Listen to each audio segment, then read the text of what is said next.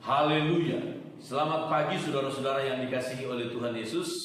Pagi ini kita akan kembali merenungkan firman Tuhan. Di dalam kitab Mazmur pasal 32 ayat 6, firman Tuhan berkata demikian. Sebab itu hendaklah setiap orang saleh berdoa kepadamu selagi engkau dapat ditemui. Sesungguhnya pada waktu banjir besar terjadi, itu tidak melandanya.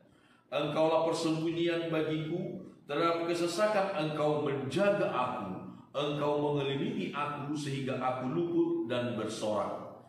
Aku hendak mengajar dan menunjukkan kepadamu jalan yang harus kau tempuh.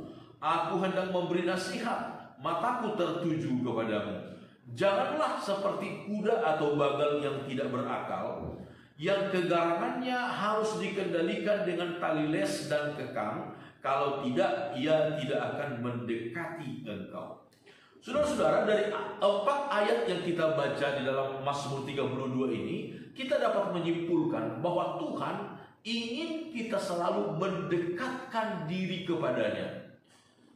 Ayat yang ke-6 itu dikatakan, biarlah kita selalu berdoa kepadanya, bukan hanya pada waktu susah, bukan hanya pada waktu kita mengalami pencobaan, tetapi dalam segala waktu, bahkan sebelum kesusahan, sebelum pencobaan itu datang kepada kita, biarlah kita selalu membiasakan diri, mendekatkan diri kita kepada Tuhan. Maka disebutkan oleh firman Tuhan, Tuhan akan meluputkan kita dari semua pencobaan itu. Lalu ayat 8-9 dikatakan, jangan seperti kuda yang tidak berakal, yang harus dipaksa untuk mendekat kepada tuannya. Tuhan ingin supaya kita selalu mendekatkan diri kepadanya.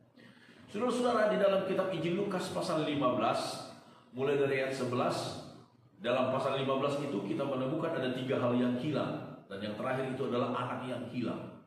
Anak yang hilang itu, yang di rumah bapaknya, dia menikmati segala kelimpahan, dia menikmati rasa aman, dia menikmati kasih sayang.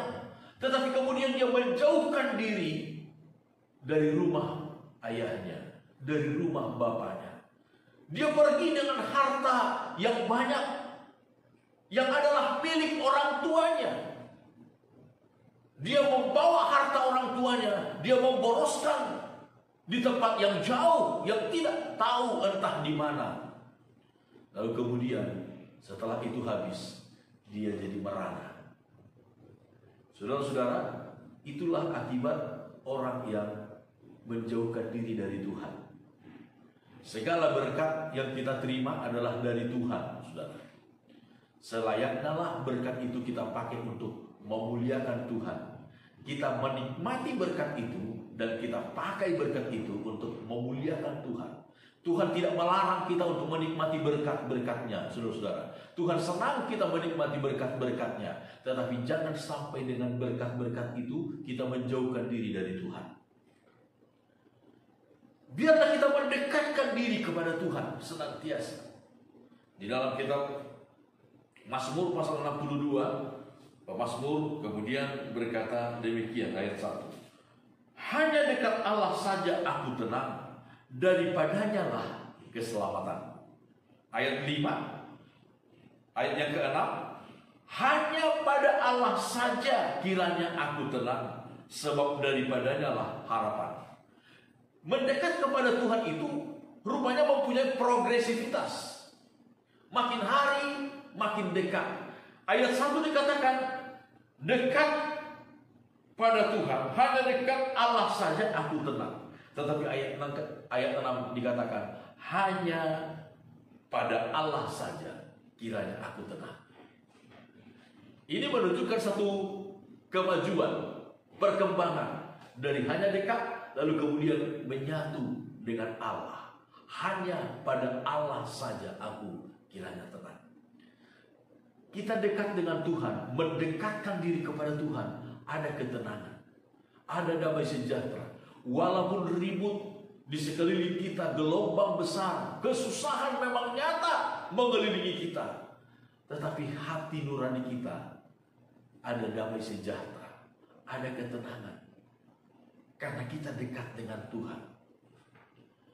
Saudara, Dalam kitab Yakobus berkata, Yakobus 4 ayat yang ke-8, mendekatlah kepada Allah dan Ia akan mendekat kepadamu. Saudara, Tuhan rindu supaya kita selalu mendekatkan diri kepadanya.